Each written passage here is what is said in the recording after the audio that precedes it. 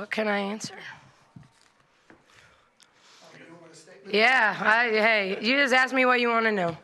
There were 53 fouls, Collen. Yeah. More on you guys, and I don't want to put you in a position of thinking they favored one or the other, but was it hard to play because the whistle was blowing so much? And I don't know if there's anything you can add to that. Yeah, I mean, I think two things are in play on that. You know, OU's really, really aggressive team. I mean, all you have to do is watch on film. They're undersized. We kind of are now, too, this year. We weren't last year. So they attack the ball. On a rebound, they attack the ball. On a drive, they attack the ball. You know, they're not a team that bellies up on you when you drive. They go try to take the ball.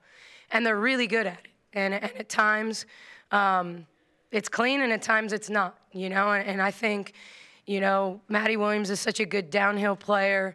Anna was such a good they put us in situations where we fouled them, you know, were they all fouls? I don't know, you know, but I certainly think it was the nature of how the game was played, you know, and you can't really argue based on, you know, I fouled 3 people out, you know, and if Erica Porter had played 2 more minutes, I guarantee she would have fouled out too, because she had 3 in 6 minutes. So, you know, I think that, you know, it's 2 teams battling really, really hard, and both teams made a lot of their free throws, and that's where a lot of the points were scored. And so there's no question I want Caitlin Bickle on the floor. Like, I don't want her sitting on the bench any more than Jenny wants Maddie Williams sitting on the bench. You know, Bella Fauntleroy was really good for us to start the game, and then illegal screens and things like that. I mean, Dariana Littlepage-Buggs hadn't had an illegal screen all season long. You know, I've even begged her, like, please give me something that looks like an illegal screen just so that I know, you know, that you're trying to be physical, because it's not really her game yet. And she got one called. So, yeah, I mean, I think there was a lot of stoppage in play. But, you know, I think both teams kind of played to their strengths. Sarah Edgar is such a good player. I watched her in high school. She's gotten so much better, I know. And she should, right? But now, you know, she's going to be in the league pretty soon. But she is, talk about how great she's become. Yeah, today was a huge step for her. I was talking to Dan Hughes, you know, before shoot-around today, and said, you know, a year ago, Sarah didn't even have to be Robin, you know? And now there's times she got to be Batman. And there's a big difference between, you know, like a year ago, Jordan Lewis usually got the other team's best defensive guard. And sometimes Jamie Asbury, because of her career at Oklahoma State and her scoring average coming from there, people would guard her with their second best guard. So Sarah oftentimes got the 3rd perimeter defender, you know, and now she's getting everybody's best shot. And so, you know, I think the shot she made, the step backs to keep separation, off the bounce, you know, the attacking finishes, some of the finishes she had a couple roll out. But she acted like Batman today, you know, and so that was a big step for her. I think at times she's tried in big games. But, you know, it takes time to believe it, to see the ball go through. And to, you know, one of the things we talked to her about, she's got such a good handle and she's shifty and she can shoot it, but, like, don't settle, because you're really good playing downhill and you're going to put pressure on the D if you play downhill.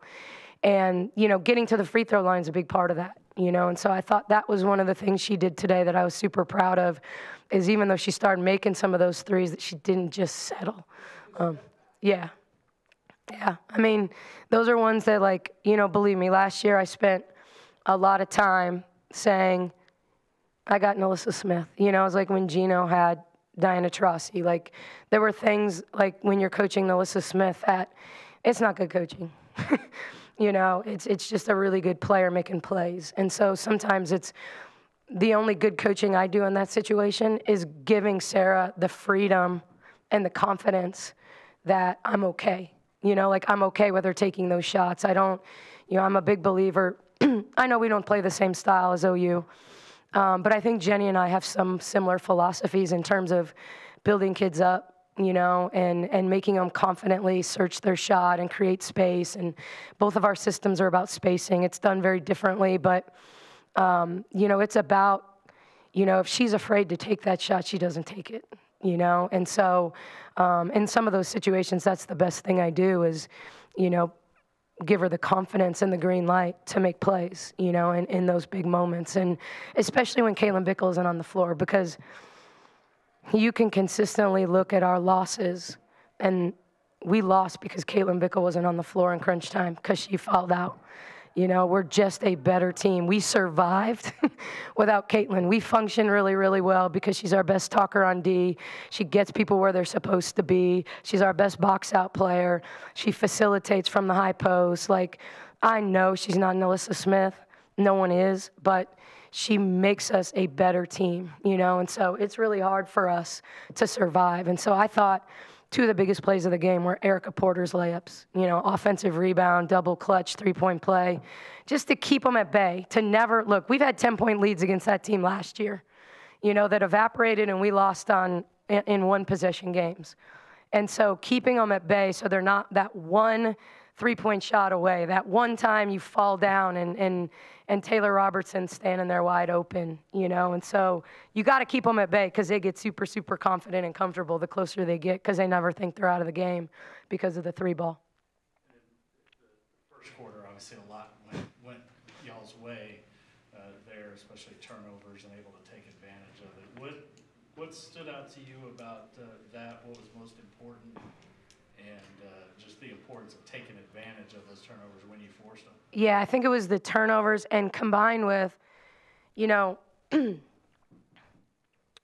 not as good a zone execution team as we need to be. And obviously they're a team that plays make-miss, and when you get misses and you rebound, you play against their man-to-man. And we're really confident in our man-to-man actions and our step-ups and drags. And we got pretty much anything we wanted when we moved the ball against their man-to-man, which they were in that entire first quarter because they couldn't get stops. They were turning it over, you know, they couldn't score the basketball, they couldn't get stops. And so we got to play against man the whole first quarter. And you saw the turning of the tide in the second quarter because, you know, we turned it over, they were scoring, they were able to get their zone set, you know, like, and we just, especially not having Caitlin in that second quarter, who's such a facilitator for us at the high post in the zone. We're just not a good zone execution team yet without her on the floor because of what she gives us. And we weren't able to, our probably best zone team is to have her and Bella in the game at the same time because they can both stretch you. They're a little more physical. And so then all of a sudden we got 5 3-point shooters out there, and we can attack, we can stretch you out. And we fell in love with the three in the second quarter and didn't make any of them. You know, we just did not make them. Jamie had open shots, didn't make them. But that was a lot of it. Like, we didn't get those rhythm, easy shots either in transition or attacking downhill against their man. You mentioned Caitlin there, like the ability to facilitate, you know, on the high post. And even at the end of the game with the full court pressure, you see her bringing the ball up the court and everything. How important is her ability kind of almost to play in that facilitator guard role? Well, if you notice, she took the ball out on side outs when it's important for us. She takes it out on the baseline when it's important to us.